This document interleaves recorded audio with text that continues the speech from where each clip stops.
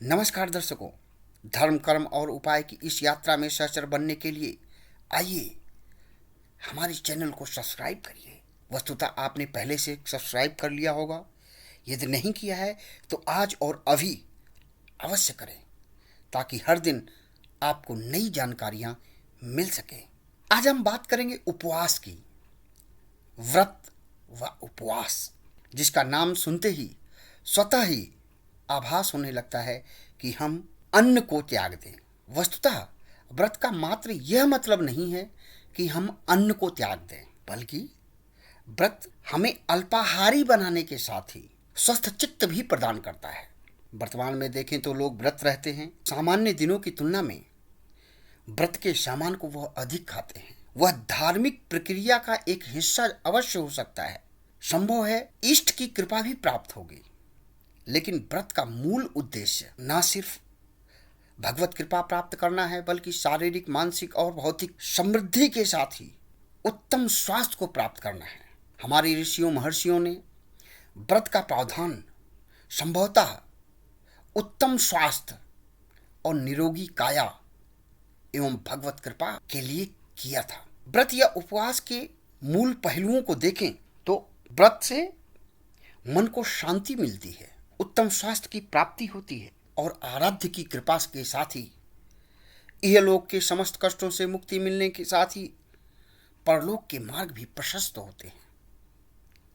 इसलिए हम सबको व्रत अवश्य करना चाहिए। धार्मिक आख्यानों में साप्ताहिक व्रत, पाक्षिक व्रत अर्थात 15 दिन में पड़ने वाले व्रत या मासिक व्रत हर व्यक्ति को अवश्य करना चाहिए। इससे अपने आराध्य की कृपा प्राप्त होती है। इसके साथ ही हमारा शरीर भी स्वस्थ रहता है। सामान्य रूप से देखें तो हर दिन हम भोजन करते हैं, समयानुसार अपने पेट में हम कुछ न कुछ डालते रहते हैं, जिसके कारण हमारा आमाशय निरंतर चलित रहता है।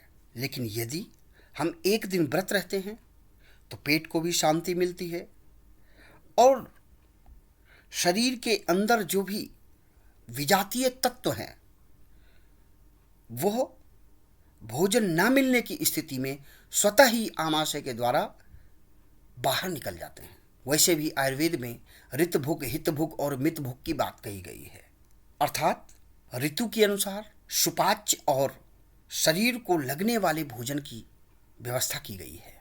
इसलिए हमें व्रत का मतलब मात्र यह न मानना चाहिए कि हमने अन्न को छोड़ दिया और हमारा व्रत पूरा हो गया, जबकि इसके अलावा हम फल, फ्रूट, दूध, कुट्टू के आटे आदि अनेकानेक व्यंजनों को ग्रहण करते हैं।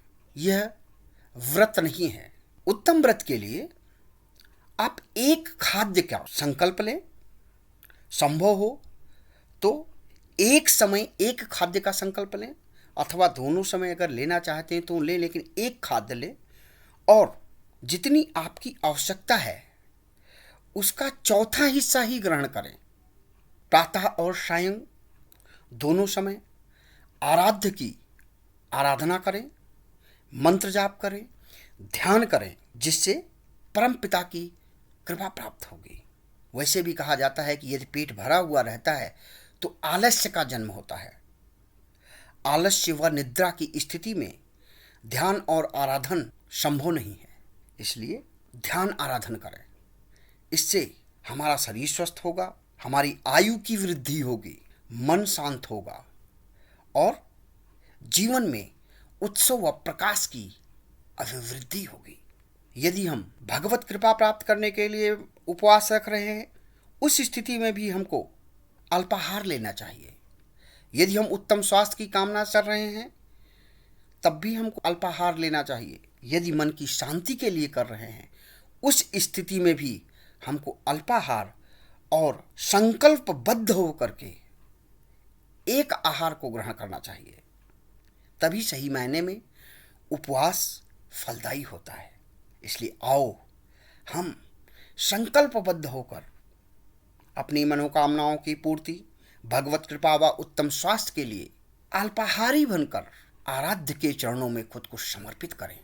इससे मनोकामनाओं की पूर्ति होगी, उत्तम स्वास्थ्य मिलेगा, जीवन का उत्कर्ष होगा और भाग्योदय के मार्ग खुलने लगेंगे। तो दर्शकों, आज की जानकारी आपको कैसी लगी? इससे संबंधित कुछ सुझाव हैं तो अवश्य दें। धर्म, कर्म और उपाय की इस यात्रा में सहचर बनने के लिए हमारे चैनल को अवश्य सब्सक्राइब करें। हर दिन नई जानकारी के साथ हम आपके साथ होंगे। आपका कल्याण हो, भगवत कृपा आप पर सदैव बनी रहे, आपका जीवन सुखमय हो, परमपिता परमेश्वर की कृपा से समस्त मनोकामनाओं की पूर्ति हो। ओम नमः।